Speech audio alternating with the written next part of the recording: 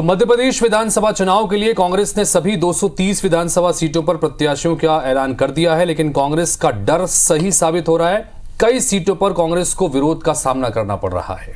2 दर्जन से ज्यादा ऐसी सीटें हैं जहां प्रत्याशियों की भितरघात का डर सही साबित हुआ। कुछ ने निर्दलीय तो कुछ ने दूसरे ठिकानों की तलाश शुरू कर दी। ग्वालियर और भोपाल समेत कई इलाकों से ऐसी तस्वीरें आज दिन भर सामने आती रहीं। रिपोर्ट देखिए।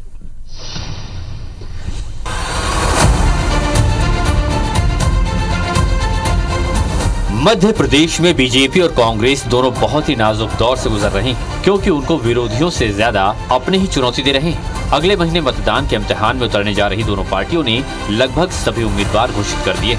जो उम्मीदवार बचे हैं उन पर मंथन अंतिम दौर में है, लेकिन जिन सीटों पर उम्मीदवारों का ऐलान हो चुका है उनमें से कई सीटों पर अब मुश्किलों का सामना करना पड़ रहा है। टिकट के इंतजार में दिन रात पार्टी को देने वाले नेताओं की उम्मीदें एक झटके में मायूसी में तब्दील हो गई, जिसके बाद कुछ नेताओं ने बगावत का रास्ता अख्तियार कर निर्दलीय चुनाव लड़ने का ऐलान कर दिया, तो कुछ ने पार्टी छोड़कर दूसरी पार्टी में जाना ही बेहतर समझा। इसी बगावत की एक तस्वीर ग्वालियर में सामने आई, जहां मंत्री ज्योतिरादित्य सिंधिया के महल में पहुंचे कांग्रेसियों ने राजनीतिक हलचल बढ़ा दी। इनमें अशोकनगर की कांग्रेस दावेदार आशा दोहरे भी शामिल हैं, तो वहीं 4 बार की पार्षद अनिता जैन समेत कई कांग्रेसी सिंधिया के महल पहुंचे और इन सभी ने बीजेपी का दामन थाम लिया। भावुक पल है। मेरा रिश्ता पिछले 30 वर्ष के साथ उन सब के साथ है, तो आज जब वापस आए हैं भारतीय जनता पार्टी में, जरूर एक भावुक पल मेरे लिए। भारतीय जनता पार्टी का परचम अपने क्षेत्र में और पूर्ण प्रदेश में लहराने के लिए हर संभव प्रयास करें। ज़्यादा खुशी हो रही है ज्वाइन करने के बाद। हमारे महाराज साहब के पास हम लोग वापस आ गए हैं। वो एक कहावत है ना कि पेड़ टहनी से टूटता है तो दोनों को तकलीफ होती है, आज वो तकलीफ खत्म हो गई।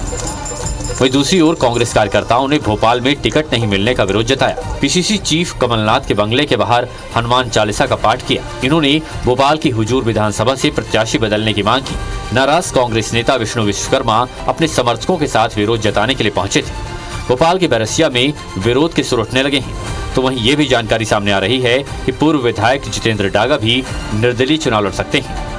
कमलनाथ जी से निवेदन करने आया हूं कि अभी वक्त है, टिकट को बदल दीजिए ताकि हम हुजूर विधानसभा को जीत सके। कर्नाटक में भी हनुमान दादा जी महाराज की कृपा से सरकार बनी थी, मध्य प्रदेश में भी हनुमान दादा जी महाराज की कृपा से ही सरकार बनेगी। सबसे ज्यादा सख्ते में वो उम्मीदवार हैं जिनकी सीटों पर बगावती तेवर देखने को मिल रहे हैं, क्योंकि उन्हें डर है कि अगर नाराज नेताओं ने पार्टी ना भी छोड़ी या निर्दलीय ना भी लड़े तो भी उनकी हार की वजह बन सकते हैं। हालांकि नाराज नेताओं के आक्रोश को रोकने के लिए कांग्रेस आलाकमान कह रहा है कि उन्हें मनाने की कोशिश करेंगे, लेकिन कब करेंगे ये किसी को नहीं पता। Election desk IBC 24।